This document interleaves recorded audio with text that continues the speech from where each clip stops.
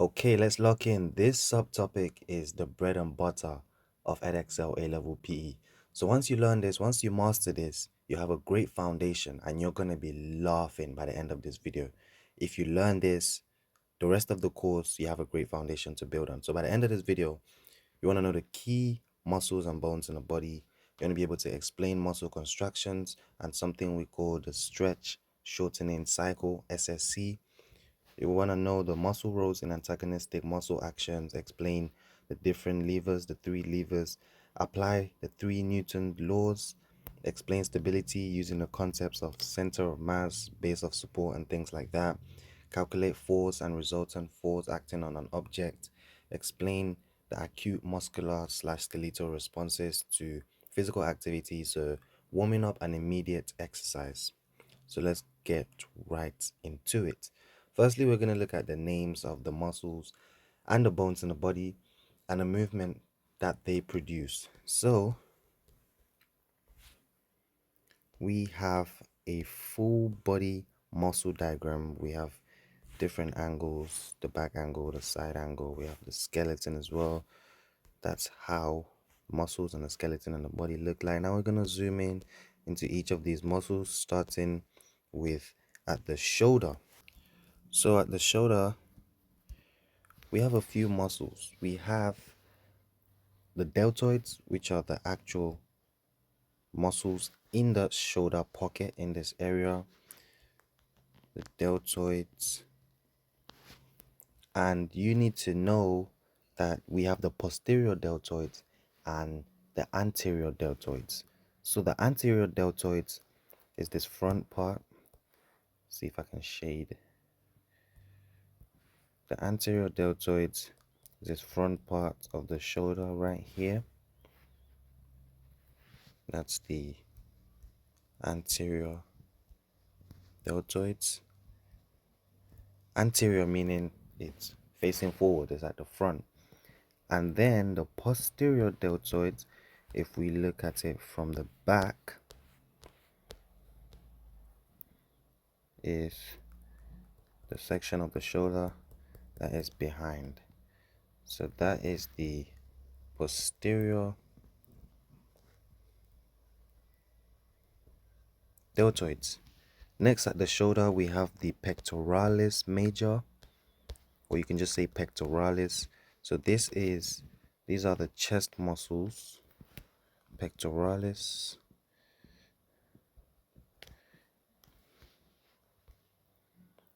And also we have the latissimus dorsi, which might not look like it's at the shoulder, but it actually helps with certain movements that occur at the shoulder. So these are your latissimus dorsi right here. Latissimus dorsi. Right here on your lower back. Next, we have the bones. So the bones in the shoulder area, if we zoom in here, first let's look at the humerus. So the humerus is this long bone right here. Some people memorize it by calling it the funny bone because of humerus sounds like humorous, so they call it funny bone, but that's the humerus. Next, we have the clavicle, which is this bone here that goes across these bones here, the clavicle. So the clavicle is actually like an S-shaped bone. So if you were to see an actual clavicle in real life, it has a bit of an S shape, the way it curves inwards. So these are your clavicles right there. And then boom, we go to the back where we have your scapula. So your scapula is this flat bone here at the back. Okay, so before we carry on, we're going to be talking about movements that happen at these areas. So we've looked at the shoulder, but we're going to look at other joints as well. But before we do that, let's look at the movements that occur in the body, starting with flexion. Flexion is when there's a decrease in the angle at the joint. So this could be bending your leg at the knee before you kick a football. The angle at your knee is decreasing. That's flexion. Same thing lifting a bicep, lifting a weight during a bicep curl. The angle at the elbow is decreasing. That's flexion. Extension is the opposite of that. It's when there's an increase in the angle at the joint. Adduction is when the limbs move towards the midline of the body. Good way to remember this is the add. Remember that the limbs are being added towards the midline of the body, so they're coming towards the body. Good example of this is during the lowering phase of jumping jacks. So jumping jacks has two phases: the phase where you send your arms outwards away from the midline of the body, and then when you're coming back, your arms are moving towards the midline of the body.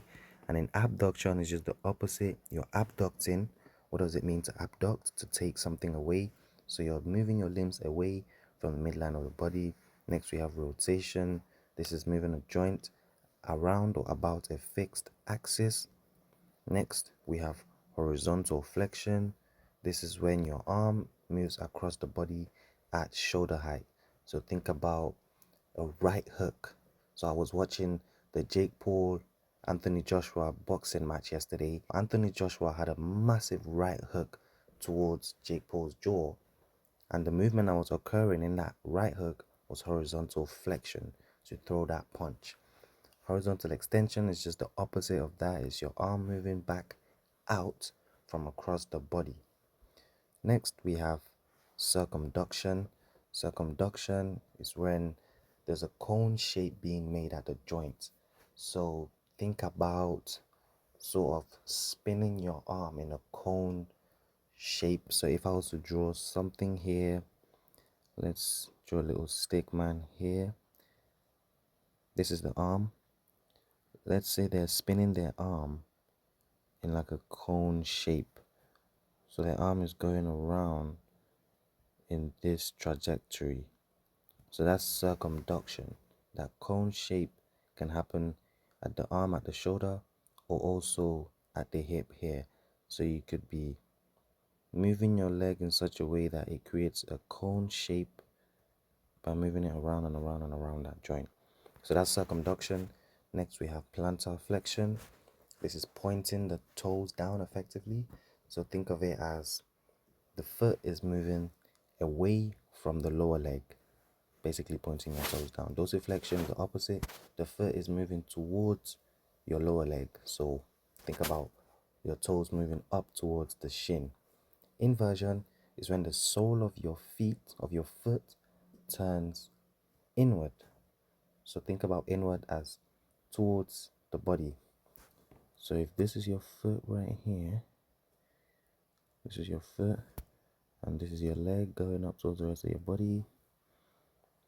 If you were to turn the sole of your foot inwards towards your body, let's say this is your body here, and this is your foot. Turning the sole of your foot inwards towards your body, that's inversion. Eversion is turning the sole of your foot outwards, away from your body. Next, we have supination. This is just having your palm up.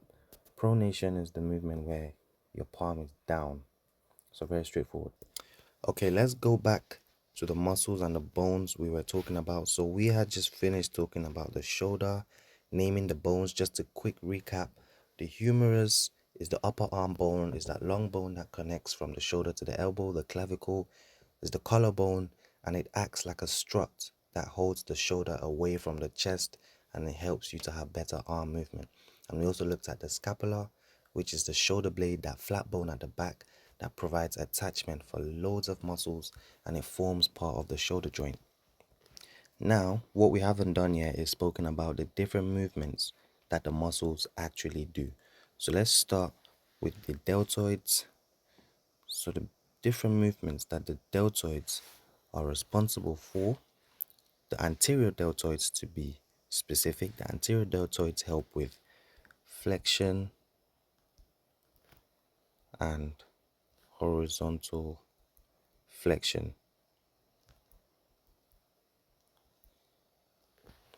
The posterior deltoids help with extension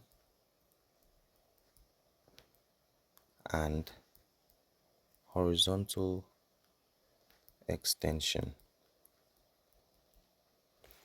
The pectoralis major or pectoralis, I keep saying pectoralis major because the pectoralis actually has the major and the minor, but let's just keep it at pectoralis major because that's usually what you're gonna hear. Pectoralis major, this is the chest muscle and it's responsible for horizontal flexion and adduction of the upper arm here.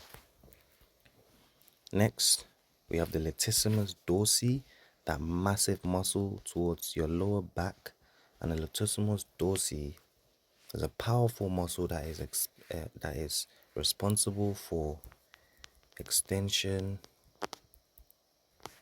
and adduction. Next, we have the trapezius.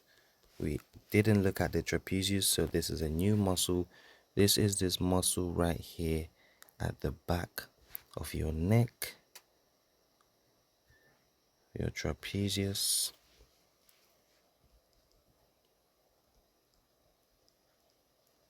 So in the upper back neck area, the trapezius stabilizes and moves the scapula. So remember the scapula, the shoulder blade.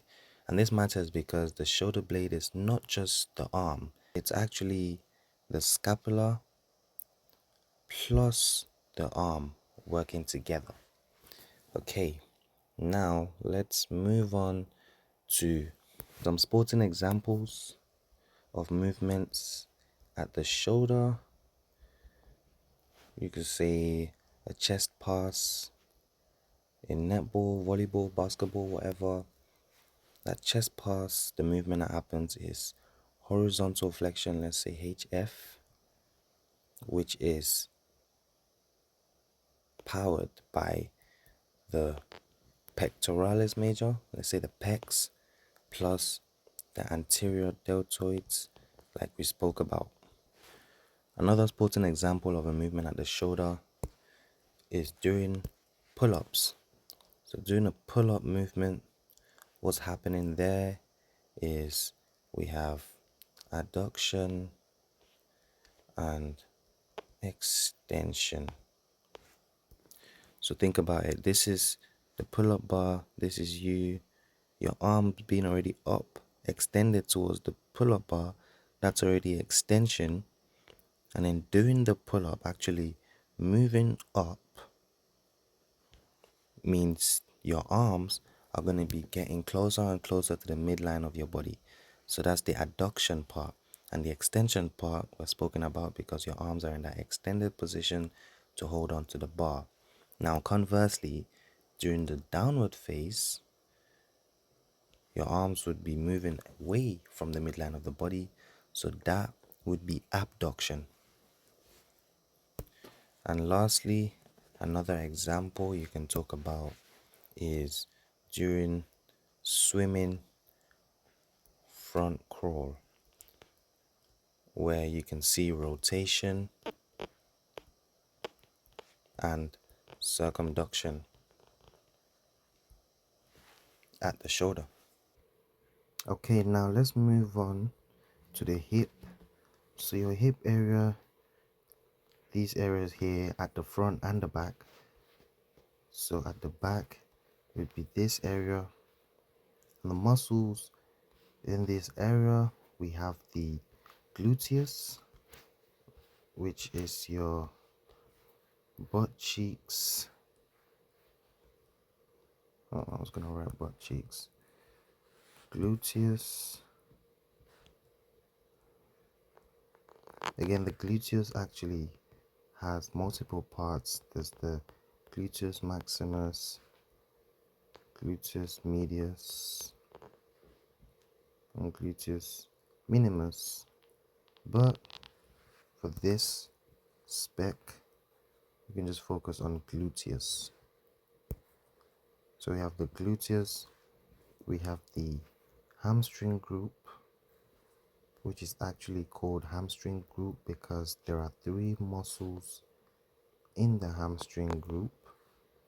And then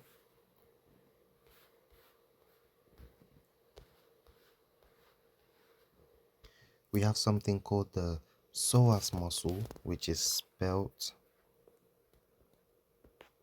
psoas. So it's called the psoas major muscle, but we can't clearly see it on this diagram, so I'm going to draw it out on the skeleton diagram we have right here to show you why you can't clearly see it, because of the way it attaches. So think of the psoas muscle coming from here and attaching down here, coming from here and attaching down here, coming from here and attaching down here, coming from here and attaching down here. So if you just shade that in so you can see the psoas muscle right here. So this is the psoas major muscle. And the bones that we have in this hip area are the pelvis bones, just this massive structure over here. That's the pelvis.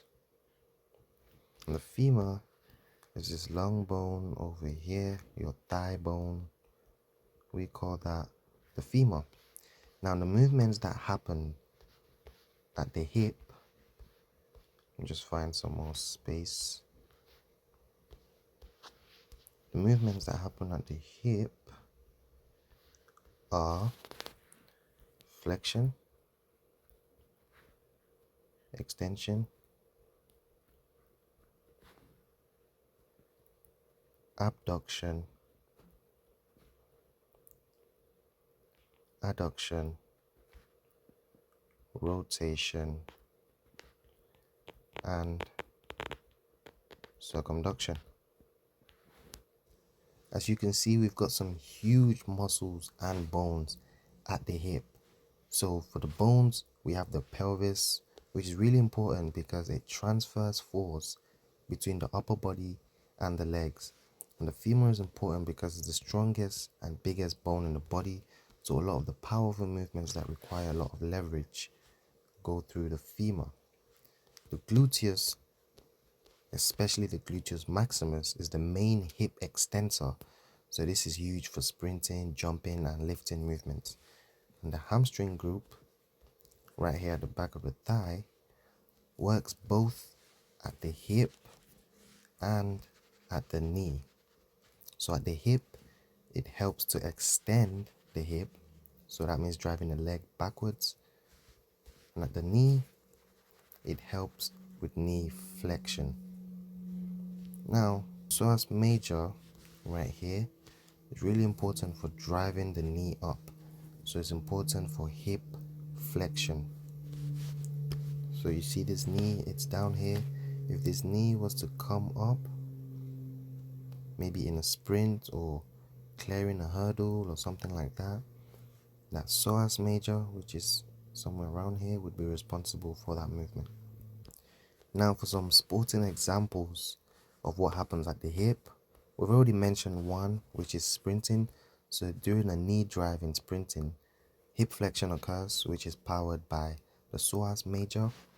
We also have standing up from a squat, or the upward face of a squat.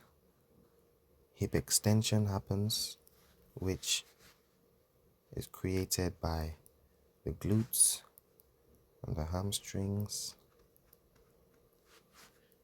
And next, we have sidestepping in defense.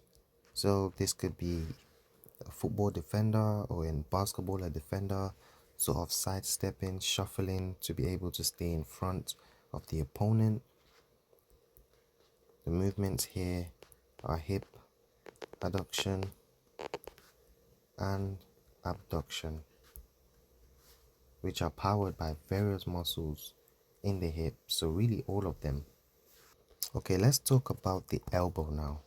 So I'm gonna rub all of this out because we're running out of space. Let's talk about the elbow. So the muscles that we have at the elbow, we have the biceps brachii,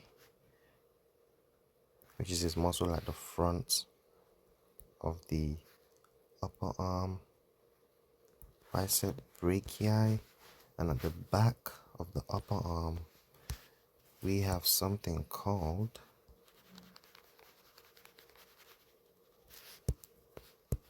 the tricep brachii. Tricep brachii. And the bones we have at the elbow, just rub this out again.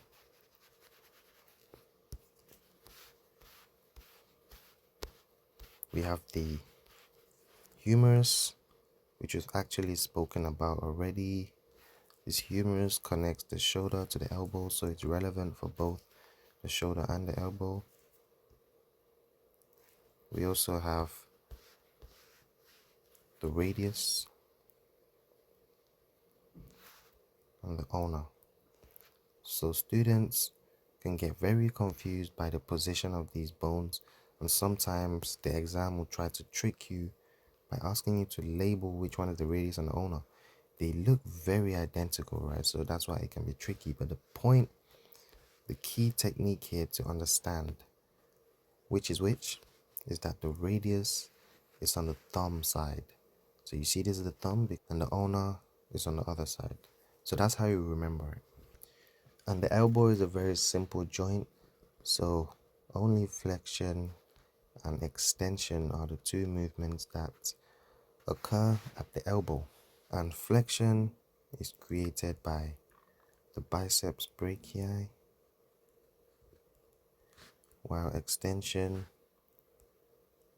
by the triceps brachii.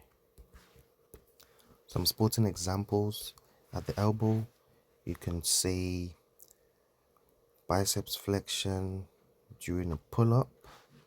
So at a pull-up, even though the shoulder and the back are working, we can also argue that the biceps are working as well, because when you're going up, there can be a slight bend in your arm and the biceps are responsible for that. But a much better example for the biceps is just a simple bicep curl. And for the triceps extension, whether it's an actual tricep extension exercise in the gym, or during the upward face of a push-up, or during a netball pass when you're extending your arms, all of those movements have tricep extension in them, so they're all valid as well. Okay, next let's look at the leg and the knee. So let's just clear all of this, looking at this whole leg structure here. So the muscles that we have, first we have the quadricep group, which is called quadricep because there are 4 individual muscles in there.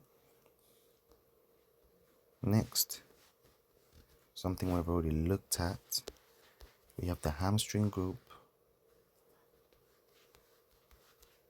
We also have the gastrocnemius,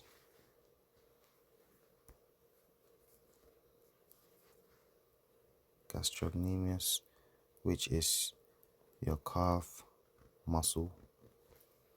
And we have the soleus, which is just underneath the gastrocnemius. So just point to there. And the bones that we have,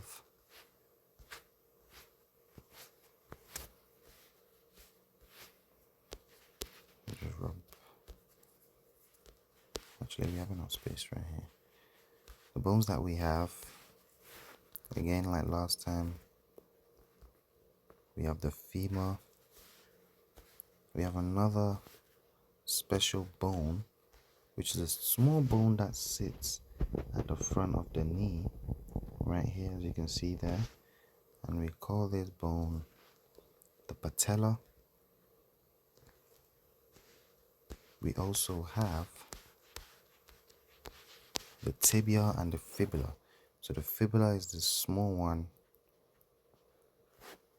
and the tibia is the big one. So what do all of these bones do? We've already spoken about the femur is the thigh bone, biggest and strongest bone in the body, responsible for leverage and powerful movement. The patella is the kneecap, is a protective bone which protects the joint and it improves the leverage of the quadriceps muscles.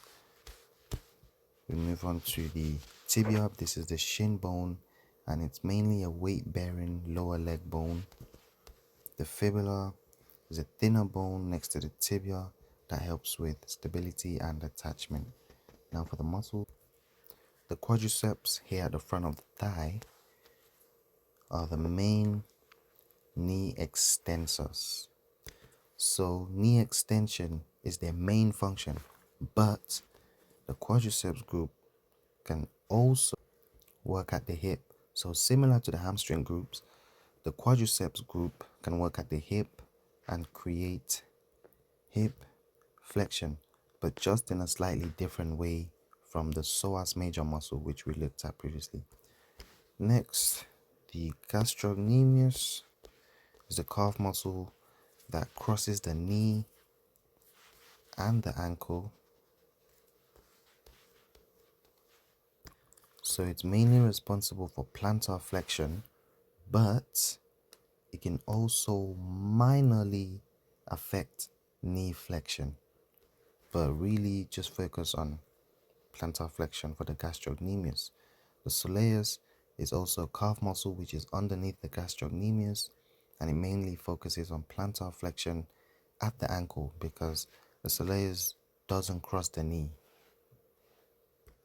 So similar to the elbow, the knee only allows flexion and extension, and as we've looked at, the ankle allows plantar flexion, dorsiflexion, eversion and inversion.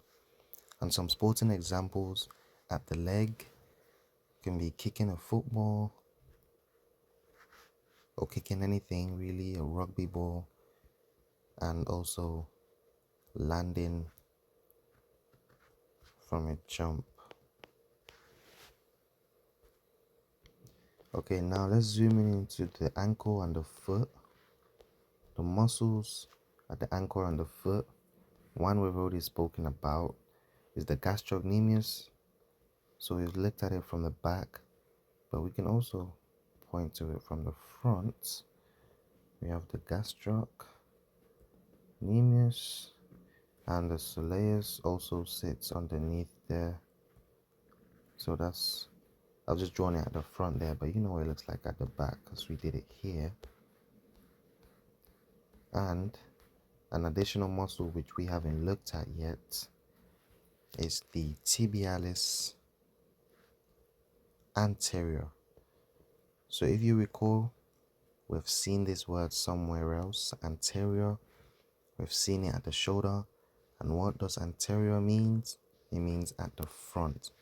And that's exactly where this muscle is. It's at the front of the lower leg, at the front of the shin area. And for the bones, we have the tibia and the fibula like before, but we have three other bones which we haven't looked at, and those are the tarsals, metatarsals,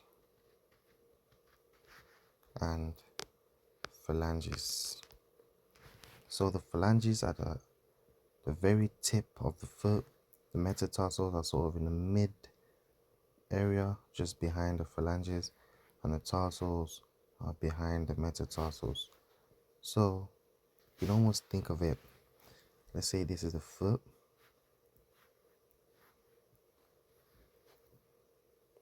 Foot has little joints in it,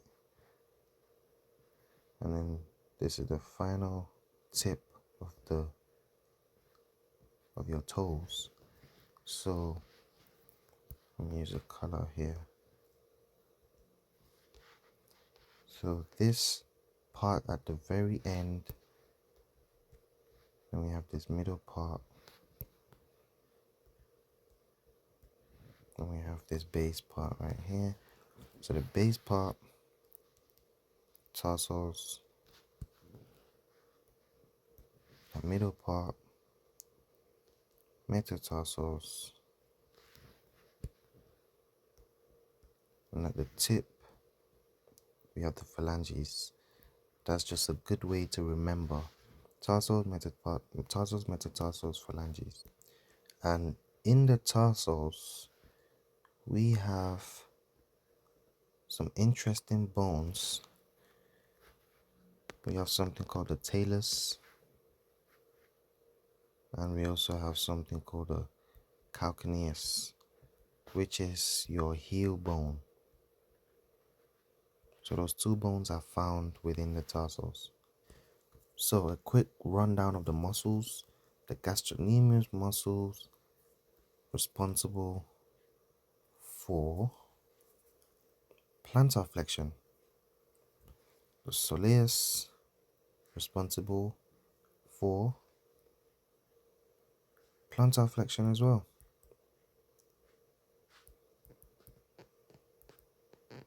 So both of them responsible for plantar flexion.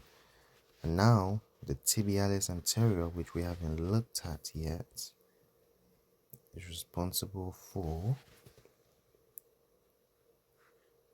dorsiflexion.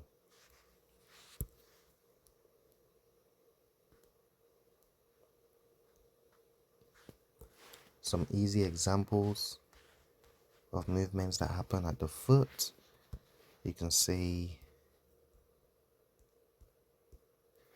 during a takeoff, when jumping, or even sprinting, because there's plantar flexion going on when you're pushing off from the ground. You can also say during sprinting, when your foot strikes the ground, there is some plantar flexion and dorsiflexion that occurs in different phases. And changing direction.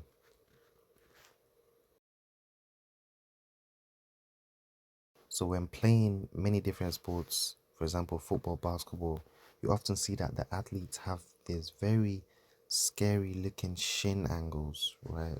The way their ankles move. So if you ever see Steph Curry or James Harden when they do a step back, or when they do a crossover, or Kyrie Irving, you see sometimes that their ankle might twist a little bit to help them to get into certain positions. So those movements are inversion and eversion. Okay, now let's look at the bones and the muscles in the wrist and the hand.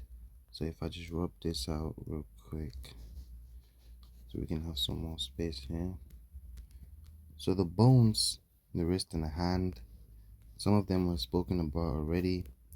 So the ulna and radius.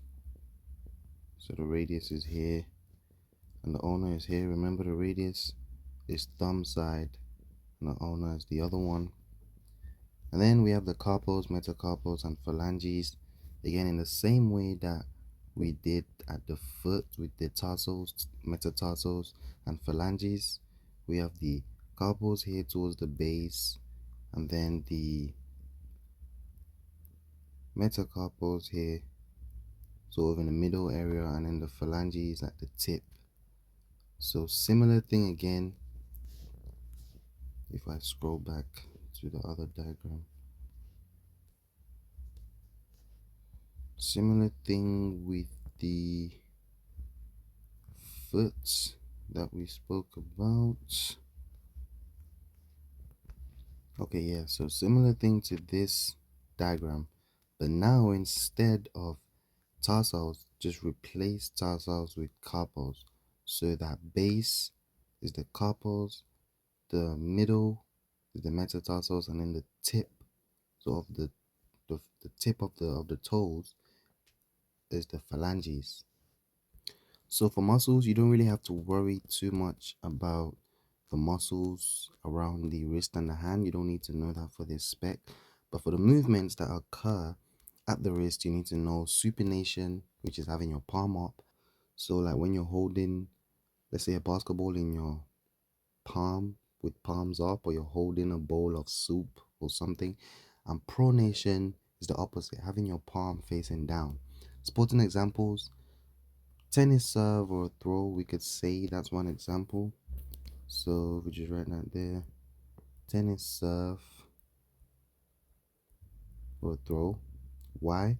Because the forearm rotation occurs during those movements to contribute to the control and power.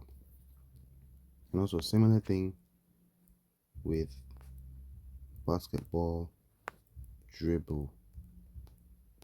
So when you're dribbling a basketball, the wrist and the hand is responsible for control, and there's a lot of pronation and supination as you're moving the ball throughout different positions and different angles.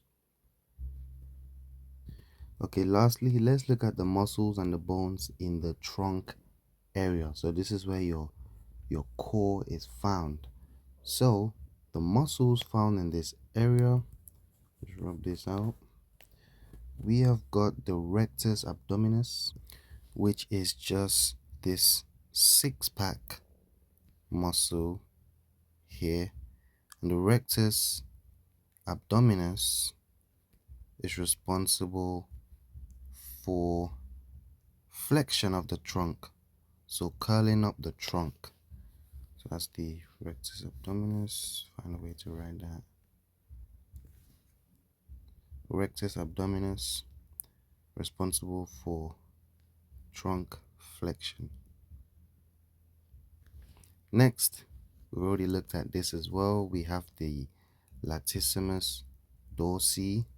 Even though that's at the back, it's still in that core trunk area. So latissimus dorsi. Right there. And then now for the bone. The bones you need to know for the core/trunk area are just the 5 regions of the vertebral column. So this is your vertebral column. Very important set of bones that are crucial for muscle attachment, for nerves, for stability, for posture. Just really important bunch of bones. So to break this down, we're gonna take this vertebral column and gonna draw it right here so we can break it down and see what's really going on. So imagine this is the vertebral column, and this is one area, second area, third area, fourth area, fifth area. We're gonna shade it in different colors. This is the top area. This is another region.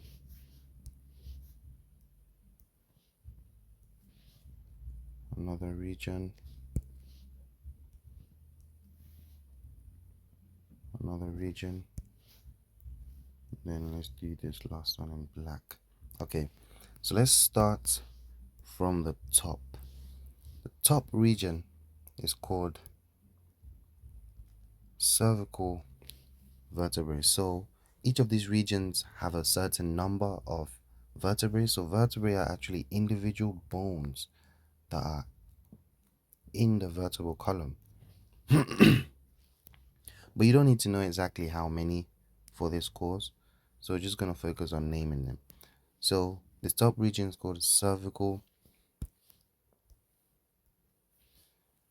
Next region is made up of the thoracic vertebrae.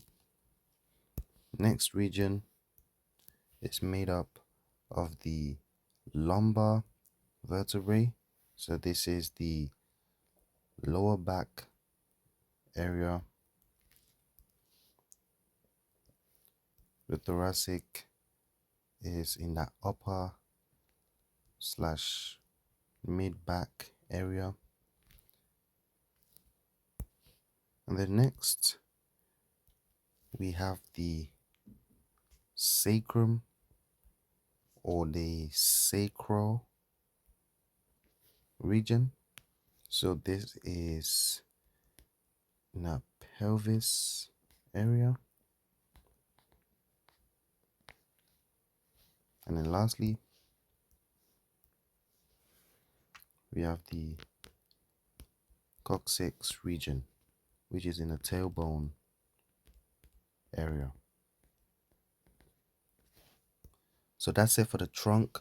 You know the muscles, the rectus abdominis, responsible for trunk flexion, the latissimus dorsi, responsible for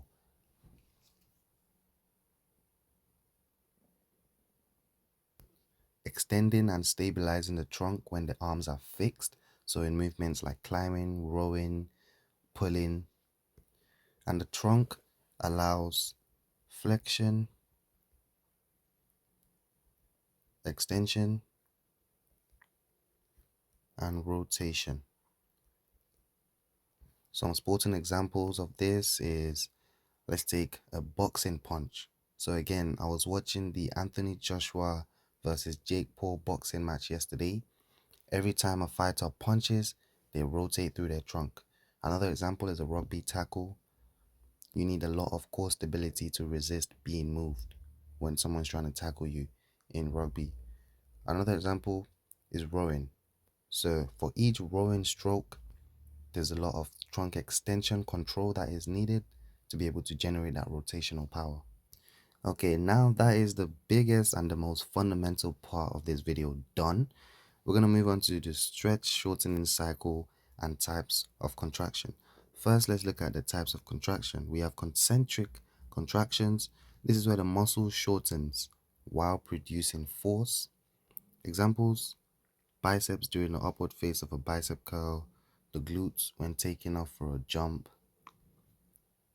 Next, we have eccentric contractions. This is where the muscle lengthens while producing force.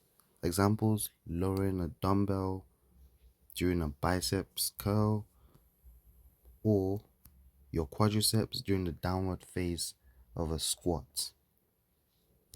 And the third type of contraction you need to know is isometric contractions.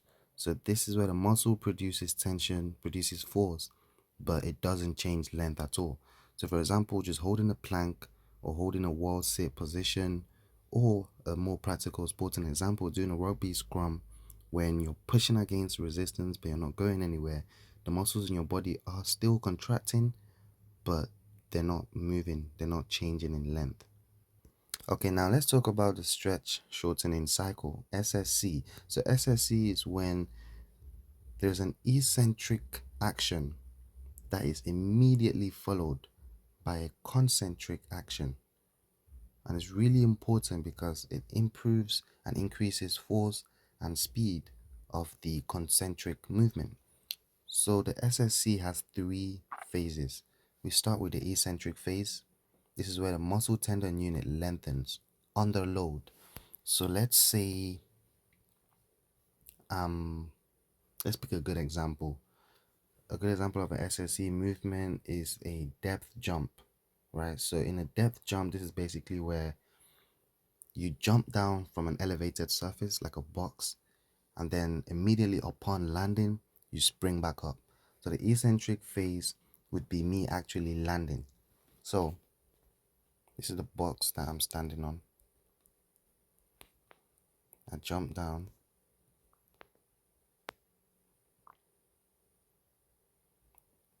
preparing myself to jump.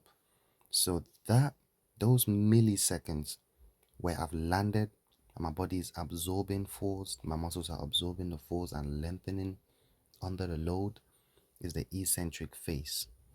Now, the amortization phase, phase 2, is that tiny transition period. Again, we're talking about milliseconds here, where you switch from lengthening to shortening. So now I'm on the ground.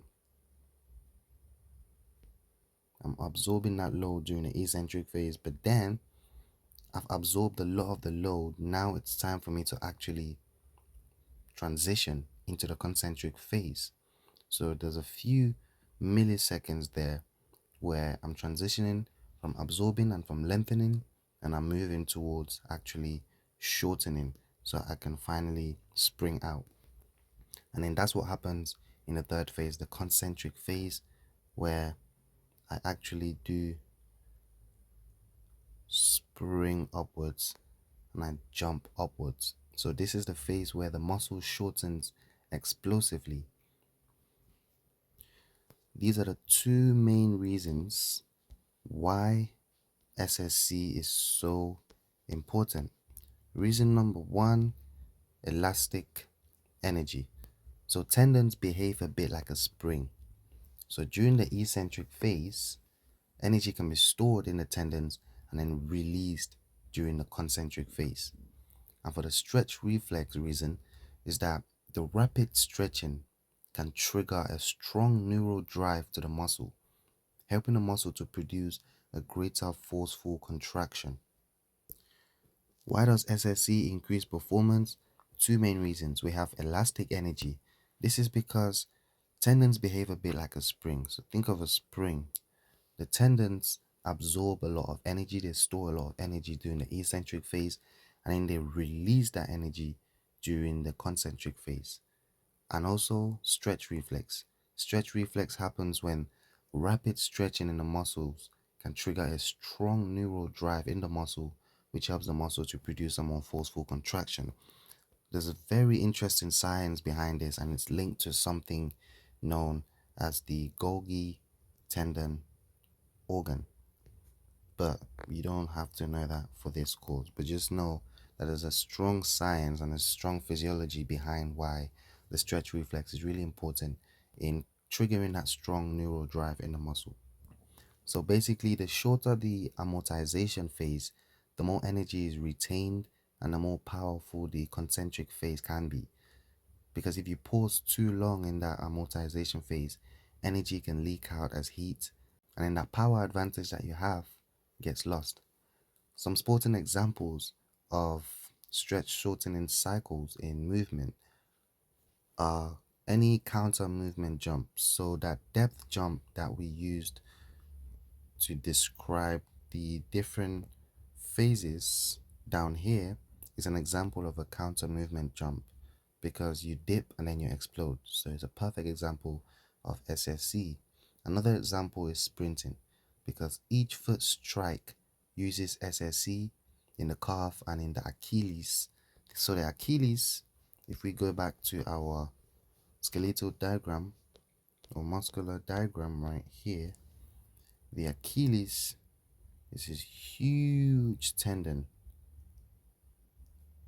right here, Achilles tendon, and it connects the calf to the foot here. So it's really important for each foot strike during sprinting. And as you can see, because it's so big, it can store a huge amount of elastic energy. Next important example, we have throwing. So the pre-stretch across the shoulder when you throw and also in the trunk can help to accelerate the arm during any sort of throw, whether you're throwing a ball or you're throwing a punch. Next example, we have plyometrics. So any plyometric training is designed to improve SSC efficiency. Okay, let's talk about some sporting examples of the stretch shortening cycle or SSC. So one of them we've already spoken about, counter movement jump. So the depth jump that we were talking about here, depth jump being jumping up from an elevated surface and then springing back up immediately as you land, is an example of a counter movement jump because you dip and then you explode. So it's literally a perfect example of SSC. Next, we have sprinting because during sprinting, each foot strike uses SSC in the calf Achilles complex. So what do I mean by calf Achilles complex? If we go back here to our muscular diagram, this is the Achilles tendon. huge tendon, and because it's so big it can store a lot of elastic energy. So each foot strike uses SSE because it's storing the elastic energy, and then boom, it's releasing it to help whoever is sprinting to be able to sprint faster. And another example is throwing. So it could be throwing a football, it could be throwing a punch, but during throwing, there's a pre-stretch that happens on the shoulder and in the trunk, which helps to accelerate the arm. Plyometrics, any plyometrics training really is another example because plyometrics are designed to improve SSC efficiency. Okay, now let's look at muscle rolls. Muscles are like social animals. They rarely work alone. They always work together. So the different muscle rolls we're going to look at the agonist, the antagonist, the fixator, and synergist. Okay, so for the agonist, it's really straightforward. Agonist is just the prime mover in any movement. So it's a muscle that contracts to create the movement primarily. And then the antagonist is a muscle that opposes the movement that is created by the agonist, and it helps to control the movement and can decelerate the movement. The fixator stabilizes a body part to allow movement efficiency. So, for example, if I'm doing a bicep curl, right, I want the rest of my body to be stable. I want my shoulder to be stable. I want my trunk to be as stable as possible so I can just focus on the biceps. So synergist muscles are going to be ensuring that my shoulder stays stable, my trunk is stable so I'm not swaying around. So that's the role of the fixator. Now we have the synergist. The synergist assists the agonist. The synergist adds extra force to the movement, or it can help to refine the movement. So those are the four main muscle roles during movement in the body. And we're going to look at some practical examples because this video is really all about being able to show the practical applications. So one example, very straightforward example, is just a standard bicep curl, right? So elbow flexion is occurring. The agonist is obviously going to be our biceps brachii. The antagonist is going to be our triceps brachii. The fixator here are going to be muscles around the shoulder or the scapula, which are working to stabilize the upper arm so that the elbow movement can be clean. And then the synergist are going to be other elbow flexors that help to assist the movement. So you don't need to really go outside a spec to explain the nitty-gritty of the fixators and the synergist. You probably won't need that, but just understanding what they do helps with your explanations. Another example could be kicking a football. So this is knee extension, and the agonist here will be the quadriceps, the antagonist, the hamstrings, because the antagonist helps to control the knee and protect the knee. So even though they're not contracting, they're going to be lengthening, but while still helping to control the movement.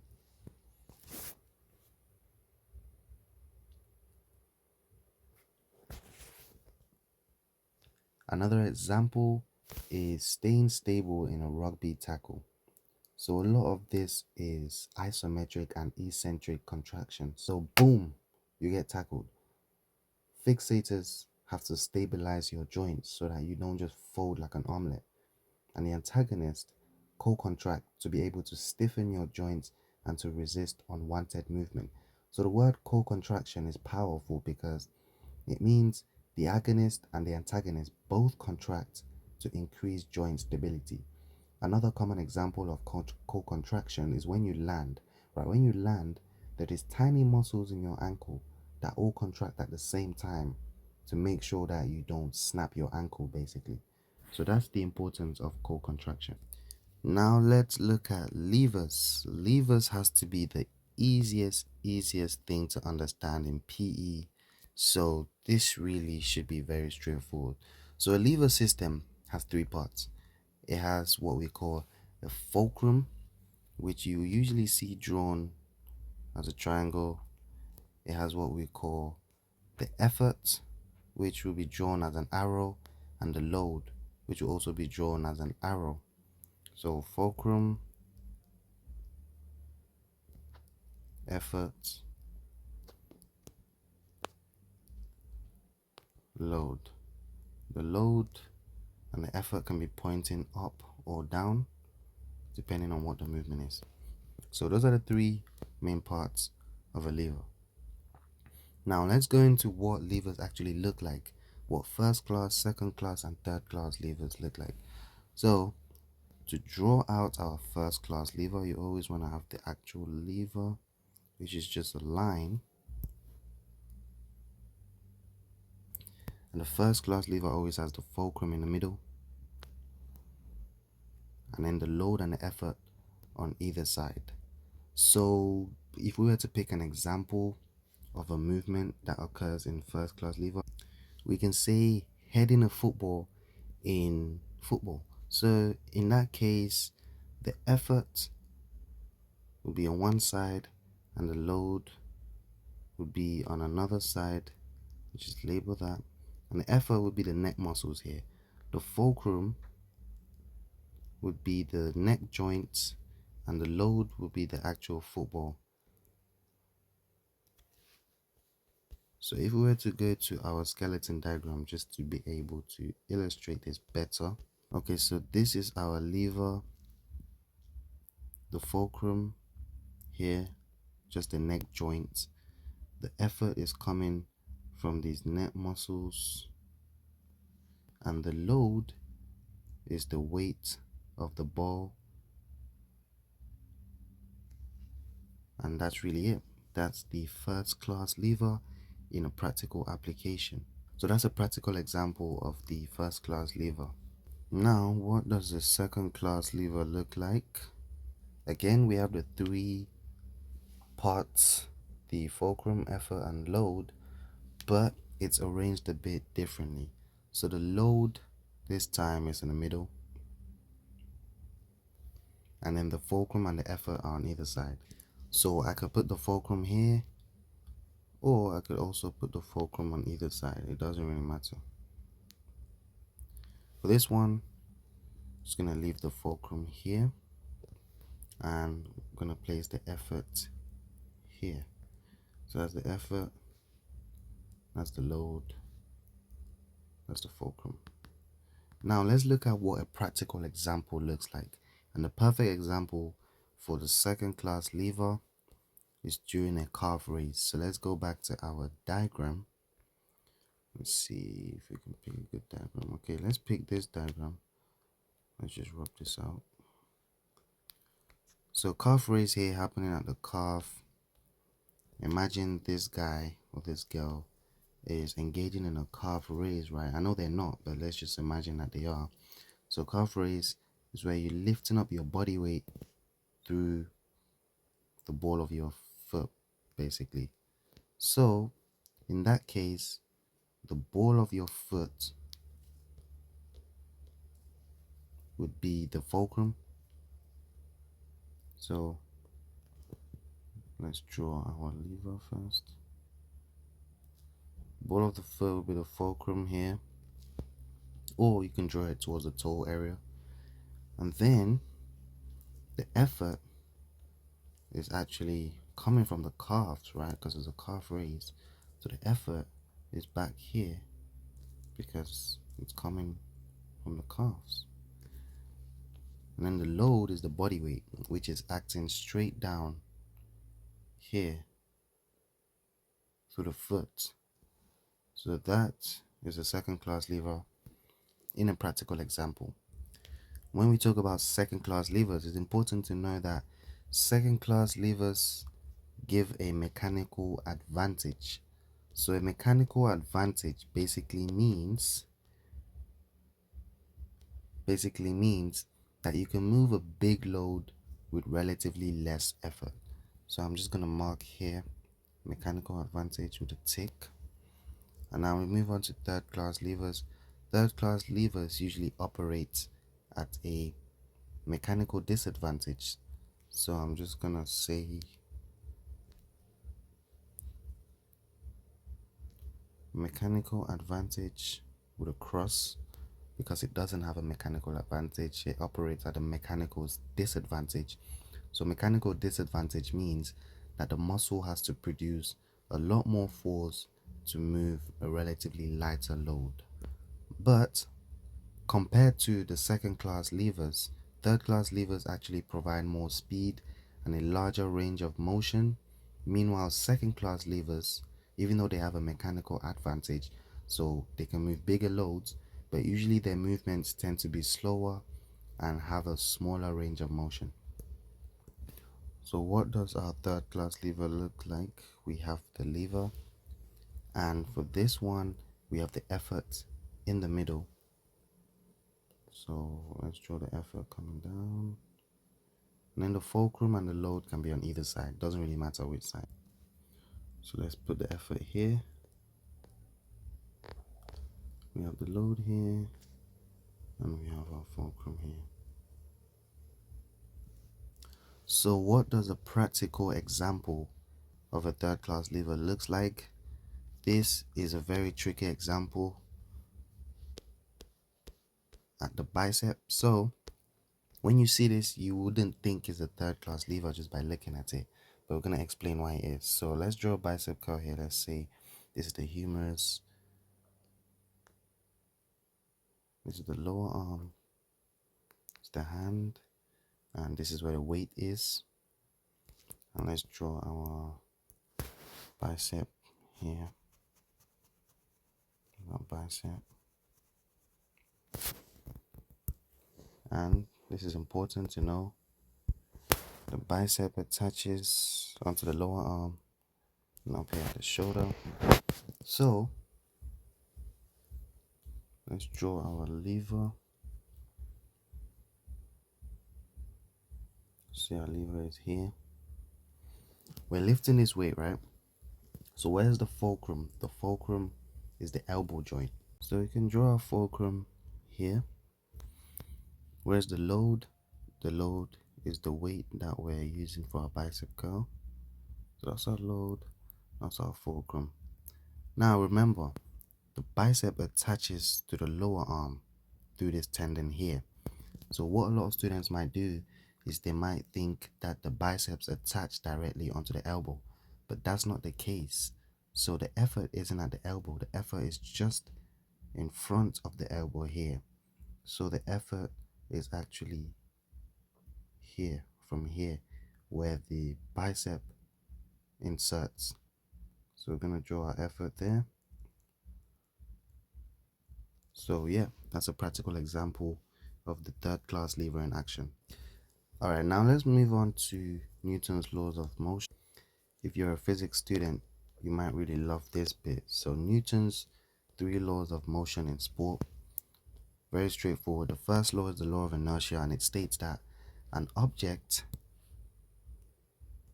stays at rest or in uniform motion unless acted on by an external force. So this basically means if I were to kick a football, that football will continue to move in uniform motion forever and ever and ever, unless it's acted upon by an external force. So obviously there's going to be a bunch of external forces acting on the football, the main one being air resistance, right? So let's say if we're in a world where we didn't have any air resistance at all, If I were to kick a football, the football will just keep going forever and ever. And same thing, if I was to just rest the football on the ground and there was no wind, no nothing, no one kicking it, the football would obviously stay at rest forever and ever and ever. So that's basically what the law of inertia is saying here. And this law also means that once an object is in motion, it's harder to stop them because they have a higher level of inertia. And in the same way, once an object is static and is at rest, it's a bit harder to get them moving. Okay, so let's move on to law 2. Law 2 is the law of acceleration, which has this important formula: force equals mass times acceleration.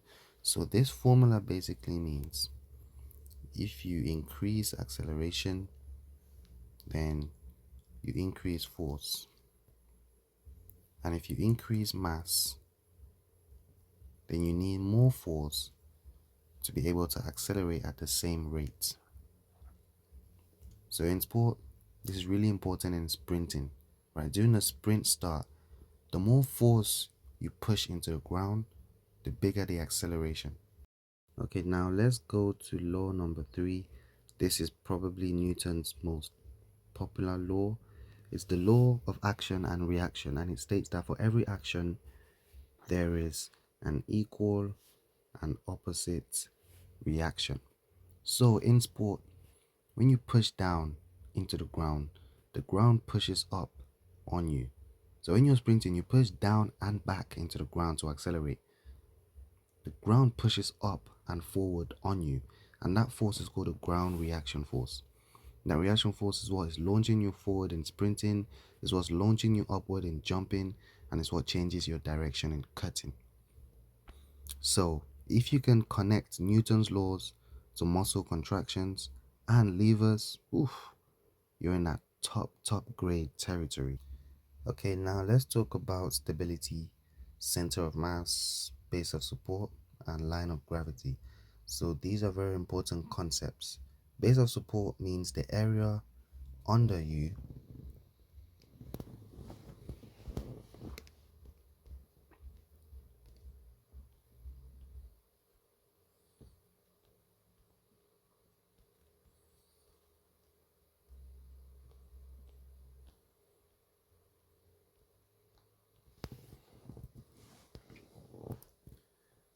that includes your points of contact with the ground. So if you're standing, your base of support is that area between your two legs. If you're somehow crouching on all fours, then your base of support is that area between both arms and two legs. So it's just that area that your points of contact with the ground make. And center of mass, also known as center of gravity, there is a slight difference between center of mass and center of gravity. But just for this PE course, let's just treat them as the same thing. Center of mass or center of gravity is the point where your mass is balanced. And usually the center of mass is found around the pelvis when you're standing normally, but it does shift based on your body position.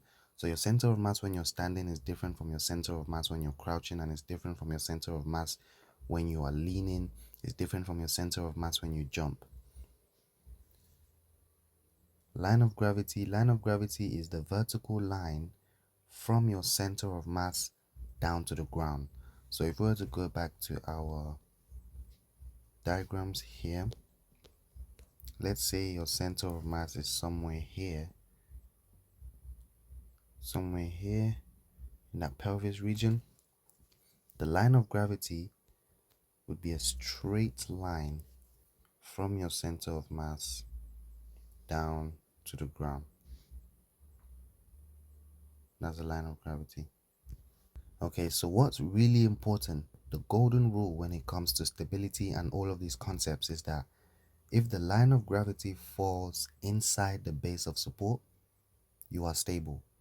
But if the line of gravity falls outside the base of support, then you're unstable and you can topple and fall over. So again, going to our diagram here, this is our line of gravity, this is our base of support down here, If that line of gravity, let's say this guy was leaning, right? He was leaning towards here because he was in a sprint start, or for whatever reason he was changing direction, so his body was leaning towards this direction right here. In that case, his center of mass, center of gravity would be somewhere here instead, and if we draw the straight line down, it would be acting outside the base of support.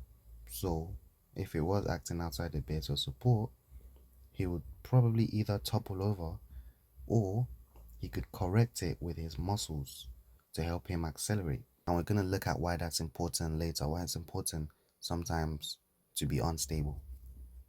But first, let's look at some ways of increasing stability. Number one, to increase stability,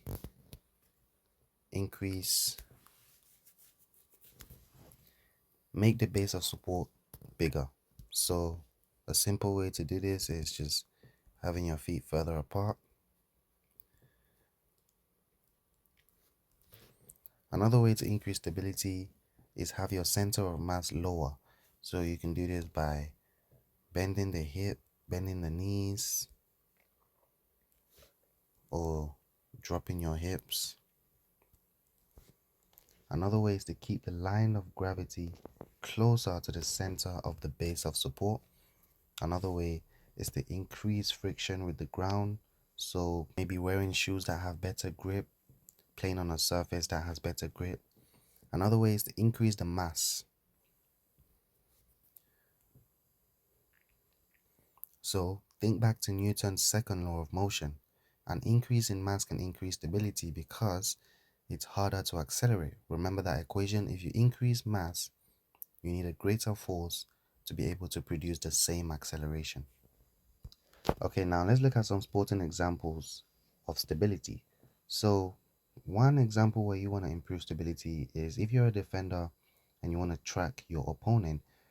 A defender will probably widen their legs, widen their stance, and have their hips low to be able to stay in front of their opponent and prevent them from dribbling past them. But in other examples, performers might want to be less stable. For example, a gymnast becomes intentionally less stable to be able to do a movement like a forward roll. And also, sprinters are intentionally unstable at the beginning of a race to help them accelerate quickly. Think about it. So let's say this is the beginning of the race, these are the blocks, this is the sprinter, this is them sprinting off. This is their base of support right here. But look at where their center of mass is acting, outside the base of support. So they are unstable, but intentionally, because this helps them to be able to accelerate forward. Alright, now let's move on to calculating force and resultant force. This is really just basic maths, so nothing to be afraid about. So when we talk about force, force is something that is measured in newtons. So newtons being spelled like this, and the unit for newtons is N. Weight is a force, and weight is caused by gravity. And gravity, let's give it the symbol G. Gravity on Earth is 9.81 newtons per kilogram. And this means that a 1 kilogram object exerts 1 newton of force downwards. And to calculate weight, you take the mass and times it by the gravitational field strength. So let's say someone weighs 70 kg. You take that mass and times it by gravity, 9.81, which will give you approximately 686.7 newtons. Okay, now, so what is resultant force? Resultant force simply is the overall force when multiple forces act together. So in sport, forces are often not just in a straight line. They happen in different directions. So to break it down, the resultant force is what force actually wins when you combine everything. For example, if I'm pushing off to jump, right? If I'm pushing off the ground at an angle, There's a vertical component which leads to me jumping higher, but there's also a horizontal component which leads to me having a faster acceleration horizontally. Now, because I'm jumping, the vertical component is going to be higher, and that means the resultant force is going to be acting upwards. That's going to make me jump. But if I wanted to move forward instead, then my horizontal component would be greater than the vertical component, and that would allow me to move forwards. So let's look at one final thing, and this is acute muscular and skeletal responses to warm up and immediate activity. So what happens immediately, straight away, when you start exercising or when you start warming up? Well, muscle temperature increases because warmer muscle generally contracts faster and can produce greater power because your body is less stiff. Viscous resistance decreases. Viscous resistance decreases. So basically, this means the body's movement becomes smoother because the tissues in your body resist less when they are warm. So that's basically the concept of viscous resistance. Next, we have increased nerve conduction and neuromuscular reaction. So this means you react quicker, your coordination improves, and joint stability improves because the muscles around your joint respond faster. Basically, that communication between your brain and your muscles is a lot quicker. There's also increased muscle blood flow and oxygen delivery. So this helps to meet the immediate energy demands and supports repeated contractions of muscles. There's also an increased range of movement, especially with dynamic movement. Now for some skeletal or joint acute responses, there's an increased synovial fluid movement and lubrication of joints. So when you warm up, the joint gets lubricated and this reduces friction during movement. There's also better joint stability because of faster neuromuscular responses. Remember, we talked about increased nerve conduction and neuromuscular reaction, which means that communication between the brain and the muscle is a lot quicker. So the muscles around the joint can contract in a better, more coordinated manner to stabilize the joint. Okay, that's it for this video. If I can leave you with one thing, is that this is the one unit that you can't just wing. So you need repetition, repetition, repetition. That's why I encourage you to visit Super PE online and check out the tons of worksheets that we have to really help you take your grades to the next level. See you in the next video.